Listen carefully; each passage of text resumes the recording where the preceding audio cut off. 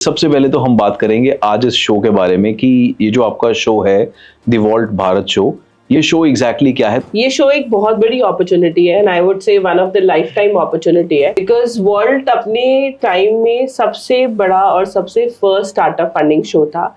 उसके बाद shark tank आया, लेकिन it is vault Bharat is made in India concept. Okay, कितने एप्लीकेंट्स आ चुके हैं अब तक हमारे पास में 3500 एप्लीकेशन सिर्फ यूपी से आ चुके हैं। बहुत बढ़िया। और ये प्रोग्राम यूपी सेंट्रिक है, राइट? ये बिल्कुल यूपी सेंट्रिक है। इसमें स्टार्टअप्स भी यूपी से हैं, इन्वेस्टर्स भी यूपी से हैं और सारे आइडियाज भी यूपी से हैं। मैं एक बहुत अच्छा एग्जांपल देती हूँ। स्विगी, जोमैटो हम सब यूज करते हैं। हम एक ऐसी कंपनी से मिले हैं जो कि ईवी व्हीकल, आपको पता ही है, ईवी व्हीकल खरीद के उसको रीफाइनेंस करता है और रीफाइनेंस करके उसे जोमैटो या स्विगी जैसी कंपनी को लीज आउट करता है। नमस्कार, नोवा टॉक्स में आपका स्वागत है। मेरा नाम है भारत मोंगा और आज हमारे स्टूडियो में एक बहुत ही खास मेहमान मौजूद हैं जिनका नाम है प्रीति रस्तगी। प्रीति पेशे से जो है चार्टर्ड अकाउंटेंट है, लेकिन उसके अलावा भी वो एंटरप्रेन्योर्स के लिए और स्टार्टअप्स के लिए कुछ ना कुछ इंटरेस्टिंग कॉन्सेप्ट्स पर काम करती रहती हैं। तो आज हम जानेंगे उनके एक नए कॉन्सेप्ट के बारे में जिसका नाम है the vault Bharat show. Welcome Preeti to our studio. Thank you so much Bharat for calling me here. So आज हम बात करेंगे आपके, सबसे पहले तो हम बात करेंगे आज इस शो के बारे में कि ये जो आपका शो है द वॉल्ट भारत शो, ये शो एग्जैक्टली क्या है। तो आप थोड़ा सा अभी ब्रीफ में बताइए, उसके बाद फिर हम आपकी बैकग्राउंड के बारे में बात करेंगे, फिर इस शो के बारे में हम डिटेल में बात करेंगे। For sure, thank you Bharat. ये शो एक बहुत बड़ी अपॉर्चुनिटी है and I would say one of the life time opportunity है बिकॉज वॉल्ट अपने टाइम में सबसे बड़ा और सबसे फर्स्ट स्टार्टअप फंडिंग शो था, जो कि सीजन 1 आया था 2016-17 के अंदर में, and it was a successful season. उसके बाद शार्क टैंक आया, लेकिन it is vault Bharat is made in India concept which gave an opportunity to the startups and to the entrepreneurs to present their ideas, ताकि हर बंदा अपना idea present कर पाए और इन्वेस्टर उसके अंदर में अपना पैसा इन्वेस्ट करके उसके बिजनेस को ग्रो करने में मदद करे। और अगर हम देखें तो सीजन 1 से हमें ऐसे बहुत सारी टेस्टिमनीज मिली है जहाँ पे बिजनेस को 40-50 लाख की फंडिंग हुई है और बिजनेस ने बहुत अच्छे स्केल पे ग्रो किया है। आज वो बिजनेस जो है वो तकरीबन 8-9 करोड़ 10 करोड़ के लेवल पे भी खड़े हैं। बहुत बढ़िया, बहुत बढ़िया। तो ये तो था जी वॉल्ट भारत का एक छोटा सा ब्रीफ। अब आप थोड़ा सा अपना बैकग्राउंड बताइए कि आपकी स्टडीज के बारे में आपने क्या किया है, ठीक है, और आपकी एक जर्नी की आप ये इस शो तक कैसे पहुंचे। So professionally, as you rightly said in the beginning, कि मैं एक चार्टर्ड अकाउंटेंट हूँ और मुझे टोटल 23 साल का एक्सपीरियंस है, प्लस मैंने एमबीए भी किया हुआ है, आई एम कैलकाटा से। और मेरा कॉर्पोरेट बैकग्राउंड बहुत अच्छा है, जिसके अंदर में कि मैंने grand Thornton, Ernst and young वगैरह से इंटरनल ऑडिट की फील्ड में बहुत अच्छा एक्सपीरियंस गेन किया है। विद टॉप ब्रांड्स के साथ में मैंने काम किया है, चाहे वो डीएलएफ हो, सोनी हो, कोई भी हॉस्पिटल हो, मतलब मैंने काफ़ी अच्छे अच्छे ब्रांड्स के साथ में काम किया हुआ है। और उसके बाद मैं बार्कलेज बैंक में एसोसिएट वाइस प्रेसिडेंट थी एंड 7 साल मैं बार्कलेज में मैंने 2017 में छोड़ा और उसके बाद में मैं अपनी प्रैक्टिस कर रही हूँ। तो यहाँ पे मुझे एक स्टार्टअप इकोसिस्टम बड़ा अच्छा लगा, क्योंकि ये एक ड्राइव है कि इंसान को अपना एक इनोवेटिव आइडिया, उसको कन्वर्जन टू अ रियलिटी में कन्वर्ट करने में बहुत सारे चैलेंजेस आते हैं जो कि एक स्टार्टअप ओवरकम करता है, और फिर वो उसको किस तरीके से कंपनी का दर्जा देता है, एम्प्लॉयमेंट जनरेट करता है। तो इस तरह की जर्नी में एंटरप्रेन्योर को सपोर्ट करना gives me a thrive, and that is how I started improving my network in this particular field, where I met a lot of VC funds, lot of investors, lot of startups. I collaborated with them. So the highest funding that I have done so far is around $30 million for a Bangalore based company, and that gave me an experience. Then I got in touch with this opportunity of Walt Bharat, and that is how it gives me a complete pleasure to be part of this show, where a lot of startups will be there, they'll be scrutinized, there'll be a panel of investors, the startups will be presenting their ideas to investors, they get mentoring from investors, और यहाँ से फिर startup अपनी एक नई journey growth की तरफ शुरू कर सकते हैं। ओके, कितने एप्लीकेंट्स आ चुके हैं अब तक? अब तक हमारे पास में 3500 एप्लीकेशन सिर्फ यूपी से आ चुके हैं। बहुत बढ़िया। और ये प्रोग्राम यूपी सेंट्रिक है, राइट? ये बिल्कुल यूपी सेंट्रिक है। इसमें स्टार्टअप्स भी यूपी से हैं, इन्वेस्टर्स भी यूपी से हैं, और सारे आइडियाज भी यूपी से हैं। राइट। अगर इसमें कोई एंटरप्रेन्योर बेंगलोर का है, मतलब आउट ऑफ यूपी कहीं और सिटी का, क्या वो अप्लाई कर सकते हैं यार? अगर उनका कोई भी जीएसटी यूपी में है, या उनकी ओरिजिनेशन यूपी से है, या किसी भी प्रमोटर का कोई भी कनेक्ट यूपी से है, तो वो कर सकता है। ओके, मान लीजिए उनका जो है बिजनेस बेशक बेंगलोर में है, लेकिन वो यूपी से रिलेटेड आइडिया कोई लेके आए हैं, तो क्या वो भी अप्लाई कर सकते हैं? हम आइडिएशन स्टेज पे इस वाले सीजन के अंदर में फंडिंग नहीं कर रहे हैं। हम सिर्फ अभी रेवेन्यू मॉडल पे, जो रेवेन्यू मॉडल पे आ चुके हैं, उन्हीं की फंडिंग कर रहे हैं। ऑलराइट। तो क्या इसमें कोई कैप है कि आपका जो है इतना रेवेन्यू होना चाहिए तभी हम आपको फंडिंग करेंगे? नहीं, ऐसी कोई लिमिटेशन नहीं है। बस आपको ये है कि आपको कुछ रेवेन्यू, इवन 5,000 रुपए का भी रेवेन्यू है तो रेवेन्यू ही है। राइट। अगर आप उतना भी स्टार्ट कर चुके हैं तो you are eligible to be part of the show. So किस तरीके के एप्लीकेंट्स आ रहे हैं आपके पास? भरत, आई वुड से कि मैंने इतना एक्सपेक्ट नहीं किया था कि हमें सिर्फ यूपी से ही इतने इनोवेटिव आइडियाज मिल जाएंगे। And entrepreneurs nowadays are so conscious कि उनको गो ग्रीन भी जाना है, उनको एम्प्लॉयमेंट भी प्रोवाइड करनी है, उनको लाइफस्टाइल भी इम्प्रूव करना है, उनको कोई प्रॉब्लम सॉल्विंग प्रोडक्ट बनाना है। मैं एक बहुत अच्छा एग्जांपल देती हूँ। स्विगी, जोमैटो हम सब यूज़ करते हैं। हम एक ऐसी कंपनी से मिले हैं जो कि ईवी व्हीकल, आपको पता ही है, ईवी व्हीकल खरीद के उसको रीफाइनेंस करता है, और रीफाइनेंस करके उसे जोमैटो या स्विगी जैसी कंपनी को लीज आउट करता है, और लीज आउट करके जो शेयर आता है वो स्विगी और जोमैटो के एम्प्लॉयज जो होते हैं उनको देता है। उनको घर भी दे रहा है, उनको खाना भी दे रहा है, and a better lifestyle, so that उसका ऑब्जेक्टिव ये है कि उसे लोग यहाँ से इमिग्रेंट्स होके बाहर दुबई वगैरह ना जाए, लोग अपनी फैमिली के पास इंडिया में रहें। इतनी एम्प्लॉयमेंट अपॉर्चुनिटी वो क्रिएट करना चाहता है। ऑब्जेक्टिव उसका बहुत अच्छा है। स्केल अप ऑलरेडी हो चुका है बिजनेस। एक हमें और स्टार्टअप मिला जो कि आप देखेंगे तो उन्होंने छोटा सा एक इंस्ट्रूमेंट बनाया है जो कि हेल्थ और फिटनेस को है, and that cost you only 5,000। वो गेमिंग ऐप भी है। आप कंसोलर है, कंसोल से आप करेंगे तो आपका फिटनेस लेवल और कैलोरी कंजम्पशन ये सब हो रहा है।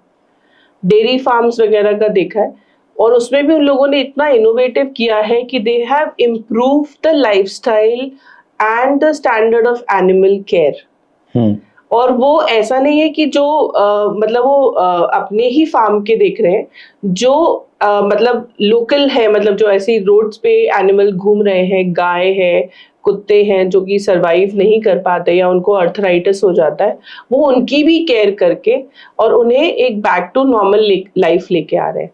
तो ऐसे बहुत अच्छे और इम्प्रूव्ड आइडियाज़ मिले। हमें एक एआई का आइडिया मिला है कि इंटीरियर डिज़ाइनर है, उसने अपनी एक एआई से पूरा एक ऐप बना रखी है जिसमें वो अपने फ्रेंड्स को या अपने क्लाइंट्स को ऑप्शन देता है कि आप अपने बजट के अकॉर्डिंगली कोई भी मटेरियल सेलेक्ट कर सकते हैं after the architecture is done, so that you can plan your things in your budget, and it has a defined timeline, it has a defined structure, it has a defined cost, so clients are also happy and very well prepared कि कितनी costing आने वाली है। नहीं तो आपको पता है कि जब घर बनाते हैं तो 12 लाख से शुरू होता है जो कि 36 लाख पे खत्म होता है, right. लेकिन this is kind of a controlled mechanism with good timelines and a very professional approach. So काफी हद तक हमें बहुत अच्छे और इम्प्रूव्ड आइडियाज यूपी से मिल रहे हैं। बहुत बढ़िया। इस पर अप्लाई कैसे करना है और कब तक इसकी लास्ट डेट है अप्लाई करने की? इसकी लास्ट डेट है 20 अगस्त जब तक हमें अप्लाई करना है, और इसका एक फॉर्म है। अगर आप वॉल्ट भारत की वेबसाइट पर जाएंगे तो वहाँ लिंक भी है, आप उस लिंक पर अप्लाई करें। एक सिंपल फॉर्म होगा जिसमें आप अपनी डिटेल डालेंगे, वो डिटेल स्क्रूटनाइज होगी on the parameters that has been defined, और वहाँ से अगर आपका सिलेक्शन होता है तो आपको कॉल आएगी। कॉल में फिर आपसे वो सेकंड लेवल ऑफ डिटेल मांगेंगे। अगर आपका वहां से भी सिलेक्शन हो गया तो हमने एक एंजल इन्वेस्टर राउंड रखा है जहाँ पे यूपी के टॉप 150 स्टार्टअप्स जाएंगे। उन टॉप 150 स्टार्टअप्स को एंजल इन्वेस्टर से लाइव स्टूडियो में मिलने को और बात करने को मिलेगा। अगर if they get to have an, मतलब वो वहाँ पे एंजल इन्वेस्टर से जैसे ही बात करेंगे, अपने आइडियाज प्रेजेंट करेंगे, तो हो सकता है उन्हें एंजल इन्वेस्टर ही एक डील दे दे। सेकेंड एक बहुत इंपॉर्टेंट स्टेप है कि वहां 150 जो आएंगे उनसे टॉप 40 सेलेक्ट होंगे। उन टॉप 40 को हम डिज्नी हॉटस्टार और यूट्यूब चैनल और टीवी 18 पर दिखा रहे हैं, जो कि टोटल 10 एपिसोड होंगे। हर एपिसोड में 4 स्टार्टअप्स दिखाए जाएंगे और जो इन्वेस्टर्स भी हैं हमारे जो उस पैनल पे आ रहे हैं वो इस फील्ड के दिग्गज लोग हैं, जो कि एक स्ट्रैटेजिक इन्वेस्टर है, एक एनर्जेटिक पावर है, जिन्होंने स्क्रैच से अपने अपने यूनिकॉर्न बनाए हैं, ताकि वो एक राइट गाइडेंस और एक राइट मेंटोरिंग अपने स्टार्टअप्स को या एंटरप्रेन्योर्स को दे पाए। बहुत बढ़िया। वेबसाइट का एड्रेस क्या है? It is www.worldbharat.in। बहुत बढ़िया। इस वेबसाइट को जो है हम अपने व्यूअर्स के लिए डिटेल सेक्शन में भी डाल देंगे, डिस्क्रिप्शन में भी डाल देंगे इसको, ठीक है। थोड़ा सा बात करते हैं इन्वेस्टर्स के ऊपर, किस तरीके के इन्वेस्टर्स आ रहे हैं। अगर आप उनका नाम ले सकते हैं तो नाम ले दीजिए, अगर आप उनका नाम नहीं ले सकते तो कोई प्रॉब्लम नहीं है, बट थोड़ा सा बताइए कि किस तरीके के इन्वेस्टर्स आ रहे हैं, ताकि व्यूअर्स को भी पता लगे कि जिसको इस पे अप्लाई करना है तो उनको भी थोड़ा सा मोटिवेशन आए। भरत, आपने बहुत ट्रिकी क्वेश्चन मुझसे पूछ लिया है। आपको भी मालूम है कि मैं कुछ प्रोटोकॉल से बंधी हुई हूँ, जिसकी वजह से मैं ये नाम डिक्लेयर नहीं कर सकती, पर मैं आपको ये अश्योरिटी देती हूँ भरत, इस पर जो भी इन्वेस्टर्स आ रहे हैं इस शो पर, वो स्टार्टअप फील्ड के और एंटरप्रेन्योर्स फील्ड के दिग्गज हैं। मैं आपको फील्ड्स का आइडिया दे सकती हूँ, जो कि जैसे कि अगर मैं बोलूँ कि करंटली जो हम अपने डे टू डे में स्विगी, डाइन आउट ये सब यूज़ करते हैं, इन्हीं से रिलेटेड कुछ लोग आने की हम लोग कर रहे हैं। जो लेटेस्ट ब्रांड है, जिन्होंने लोगों की मेंटालिटी को, एक कंजर्वेटिव मेंटालिटी को हिट करके विमेन हाइजीन पे काम किया है, इस तरीके के लोग आ रहे हैं, जो कि 500 करोड़ का बिजनेस बना चुके हैं, 1000 करोड़ का बिजनेस बना चुके हैं, 2000 करोड़ का बिजनेस बना चुके हैं, ताकि वो एक राइट गाइडेंस दे सके। स्टार्टअप उनके ऊपर उनको देखें, उनसे अट्रैक्ट हो कि भाई हमें मोटिवेट हो कि हमें भी उनके जैसा बनना है। वो उन्होंने क्या ऐसा अलग किया कि जिसकी वजह से वो अपने लिए एक यूनिकॉर्न बना सके। बहुत बढ़िया बात है। अगर इस बैकग्राउंड के इन्वेस्टर्स आ रहे हैं हमारे पास, तो एंजल इन्वेस्टर राउंड जो है ये कब होने वाला है? एंजल इन्वेस्टर राउंड की डेट 3 सितंबर है, जो कि यही ग्रेटर नोएडा के एक ऑडिटोरियम में है, जिसकी सारी डिटेल वेबसाइट पर है।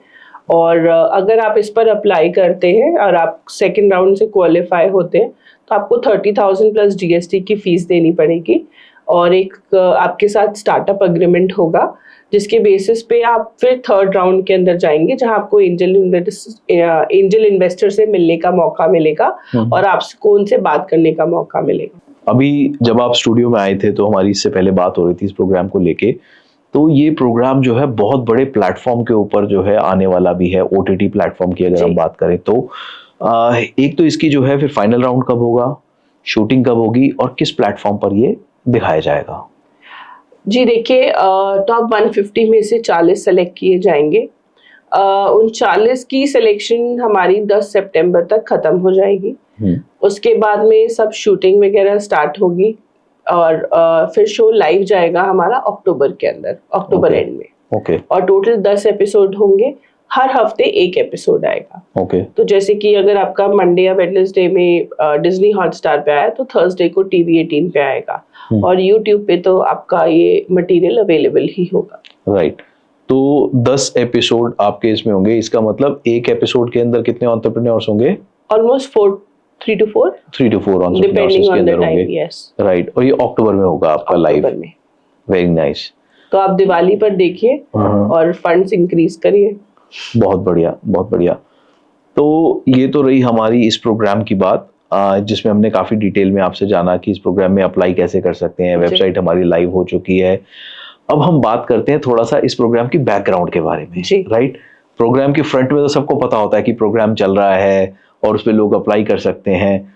किस तरीके से आपके दिमाग में आया कि इस प्रोग्राम को शुरू करना है और क्या क्या चैलेंजेस रहे आपको? जैसे आपने बहुत सही कहा भरत कि इस शो का लेवल बहुत बहुत बड़ा है। इसमें जो आएगा उसे एक पूरे इंडिया में एक विजिबिलिटी मिलेगी, एक ब्रांडिंग मिलेगी, उसकी एक पहचान बनेगी। वो अपनी इन वीडियोस को अपनी ऑथेंटिसिटी, अपनी ब्रांडिंग के लिए, अपनी क्रेडिबिलिटी के लिए यूज़ कर सकता है। इतने बड़े प्लेटफॉर्म के साथ में इतना ही बड़ा रिस्क आता है इसको एग्जीक्यूट करने का, क्योंकि इस प्लेटफॉर्म में बहुत ज़रूरी है कि हम एक राइट इन्वेस्टर बिठाएं, ताकि हर एक स्टार्टअप को अच्छा मौका मिल पाए अपने आइडियाज़ प्रेजेंट करने का, इन्वेस्टर उसे समझ पाए और उनको फंडिंग दे पाए।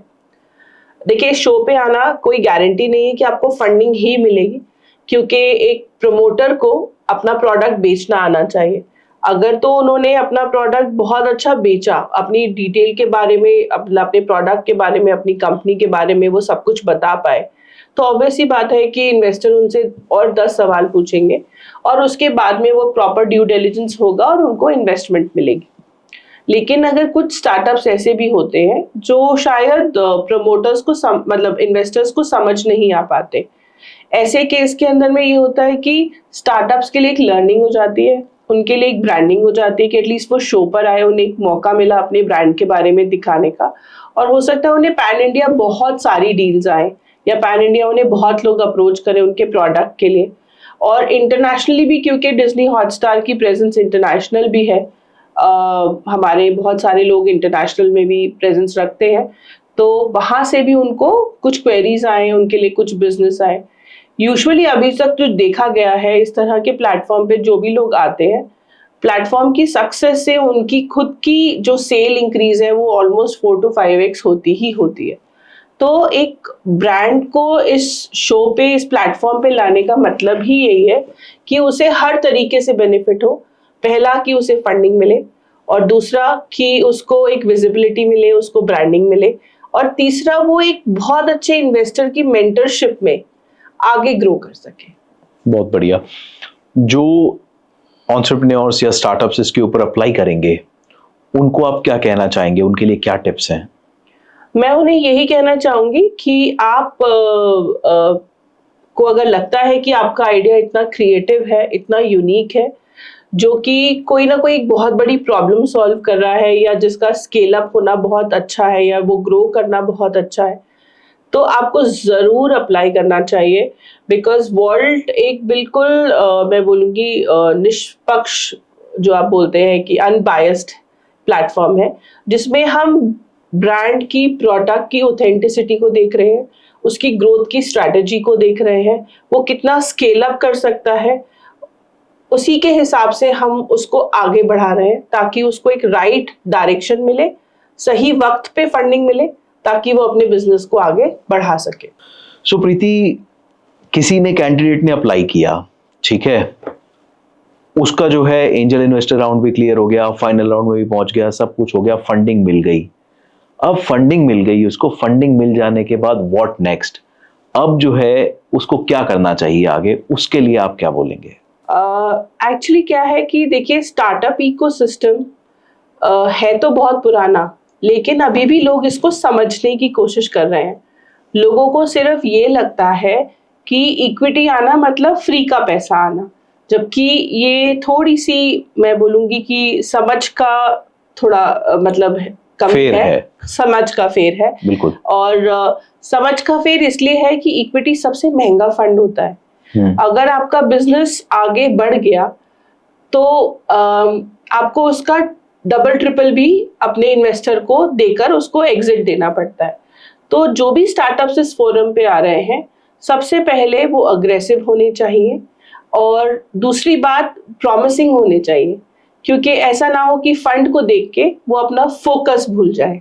क्योंकि ये बहुत सारे स्टार्टअप्स जो गलत काम कर जाते हैं या जो गलत चले जाते हैं, वो ये होता है कि उनको लगता है कि फंडिंग आ गई मतलब हम कामयाब हो गए।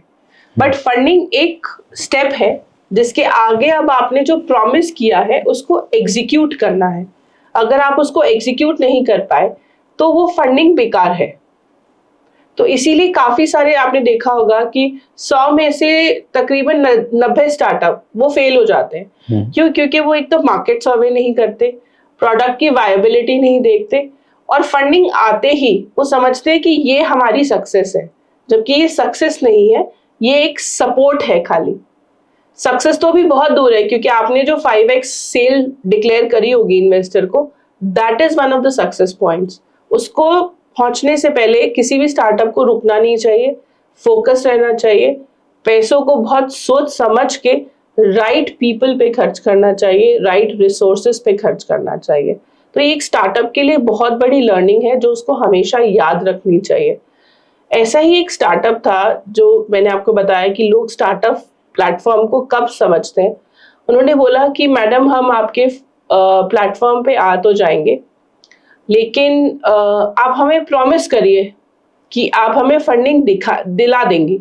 मैंने कहा सर मैं प्रॉमिस नहीं करती, अगर आपके प्रोडक्ट में दम है तो मैं आपको आगे ले जाने तक के लिए सपोर्ट जरूर करूंगी, लेकिन आपको प्रॉमिस फंडिंग का नहीं करूंगी।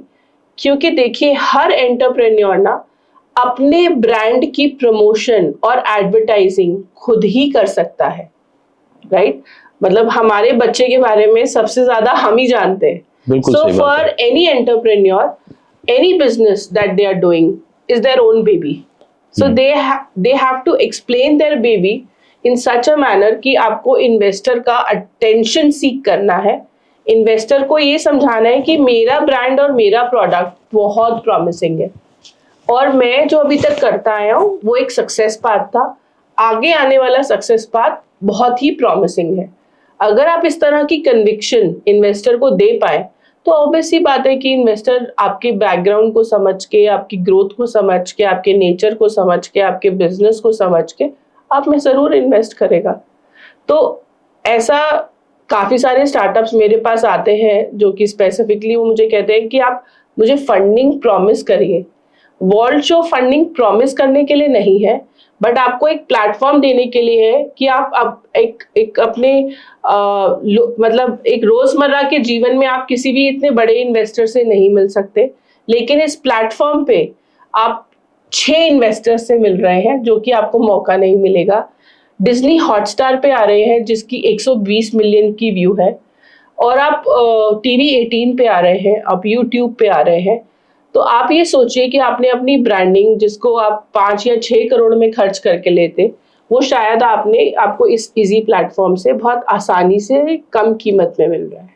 कोई इंटरेस्टिंग सी स्टोरी सुनाइए, जब से आपने ये शो के ऊपर काम करना शुरू किया है अब तक कोई ऐसा इंटरेस्टिंग किस्सा जो आप जो है भूल ही नहीं पाते हैं, चाहे आप इन्वेस्टर से मिलने के लिए गए हो तब आपके साथ हुआ हो, या आपके पास जो है जो कैंडिडेट्स अप्लाई कर रहे हैं उनके साथ कोई ऐसी बात हुई हो, कुछ इंटरेस्टिंग सी चीज जो आप बिल्कुल ना भूले हो और वो थोड़ी इंस्पिरेशनल भी हो।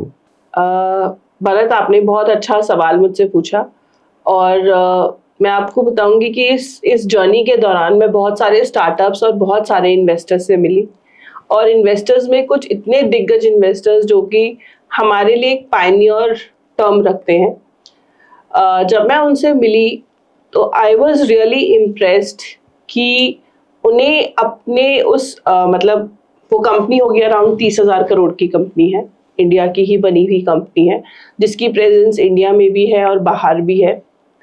मैं उनके ओनर से मिली, उनके फाउंडर से मिली, और I was so thoroughly impressed that he has I for detail for each and everything. मतलब ऐसा नहीं है कि कोई भी चीज़ जल्दबाजी में या कोई भी चीज़ जो हम सिर्फ देख के, उन्होंने पूरे कॉन्सेप्ट को समझा, उन्होंने पूरे कॉन्सेप्ट पे बहुत वक्त दिया, और अपने ऑपरेशनल चीज़ों को भी वो साथ में इतनी हम्बलनेस के साथ मैनेज कर रहे थे, इतनी मतलब मैं बोलूँगी कि इंसान उस लेवल पर पहुँचने के बाद भी जो humility, I for detail, patience, ये चीज़ मैंने उनसे बहुत एक 40 मिनट के इंटरेक्शन में सीखी, और ये आई थिंक मेरे लिए एक लाइफ लॉन्ग लर्निंग है that I would like to take it with me. और मैंने उनसे बोला भी कि सर थैंक यू, आपने मुझे वक्त दिया और आप इस स्टैचर पे एटलीस्ट आपने मुझे 40 मिनट का वक्त अपने साथ इंटरेक्शन के लिए दिया। And he said no, I should thank you because आप सब यंगस्टर्स से ही हमें हर एक नई बात सीखने को मिलती है। तो आप समझ सकते हैं कि एक इंसान जो कि 70 साल की उम्र पे है और इतनी बड़ी कंपनी के मालिक हैं, वो आज भी सीखने के लिए कितना हंगर रखते हैं। बिल्कुल। वो आज भी अपनी चीज़ों को इतनी स्टैंडर्डाइजेशन से मैनेज कर रहे हैं कि वो हर एरिया में परफेक्ट उतर रहे हैं। सो ये सारी चीज़ें सीखने के लिए I think this platform has given me a lot of opportunity, and this is one of the very interesting and impressive thing that I always carry, and मैं कोशिश करूंगी कि मैं इसमें अगर 15% भी या 20% भी अपने अंदर इम्बाइब कर सकूं तो I will be a better person. Very nice, very nice. बुजुर्ग लोग ऐसी कहावतें नहीं बनाते हैं, कहावतें बहुत बढ़िया बनाकर जाते हैं और वो मतलब एकदम थोरली प्रैक्टिकल होती हैं। वो कहते हैं ना, जब पेड़ पे फल लगते हैं तो पेड़ झुक जाते हैं, राइट? तो मुझे भी लगता है कि जब इंसान के अंदर गुण आ जाते हैं तो वो भी हम्बल हो जाता है। बिल्कुल बिल्कुल, है ना? सो बहुत अच्छा रहा आपसे, आज बहुत अच्छा लगा आपसे बात करके। बहुत सारी चीज़ों के बारे में हमने जाना, वॉल्ट भारत शो के बारे में। सो इसको पॉडकास्ट को हम यहीं कंक्लूड करते हैं। जाने से पहले आप 2-3 चीज़ों में इसको समराइज करना चाहें तो हमको बताएं। मैं बस यही बोलूँगी कि वो जितने भी यूपी के स्टार्टअप्स हैं जिनको अपने प्रोडक्ट में बिलीव है कि उनका प्रोडक्ट यूनिक है, स्केलेबल है, वो उसको 100 करोड़ की कंपनी बना सकते हैं, या फिर वो एम्प्लॉयमेंट अपॉर्चुनिटी जनरेट कर रहे हैं, या फिर वो कुछ ऐसा कर रहे हैं जिससे कि कोई बहुत बड़ी प्रॉब्लम या छोटी प्रॉब्लम सोसाइटी की सॉल्व होती है, तो उन्हें ज़रूर इस प्लेटफॉर्म पर आना चाहिए और अपने आइडिया को वर्ल्ड के साथ में शेयर करना चाहिए, ताकि उनको स्केलेबिलिटी मिले और उनको एक करेक्ट इन्वेस्टर के साथ में जुड़ने का मौका मिले। Very nice. Preeti, thank you very much. आज आप हमारे स्टूडियो में आए और मैं उम्मीद करता हूं कि हमारे व्यूअर्स को ये पॉडकास्ट बहुत अच्छा लगा होगा। कुछ लोग इसमें जो एंटरप्रेन्योर्स हैं, जो जिनके पास स्टार्टअप्स हैं, जो अप्लाई करना चाहते हैं दी वॉल्ट भारत शो पे, आप अप्लाई कर सकते हैं। हम डिस्क्रिप्शन के अंदर जो है इस शो की वेबसाइट के बारे में डाल देंगे और आप हमको कमेंट्स में ज़रूर बताइएगा कि आपको आज का पॉडकास्ट कैसा लगा और हमें और किस तरीके के पॉडकास्ट बनाने चाहिए। So thank you very much ये पॉडकास्ट देखने के लिए, नोवा टॉक्स में जुड़ने के लिए। धन्यवाद।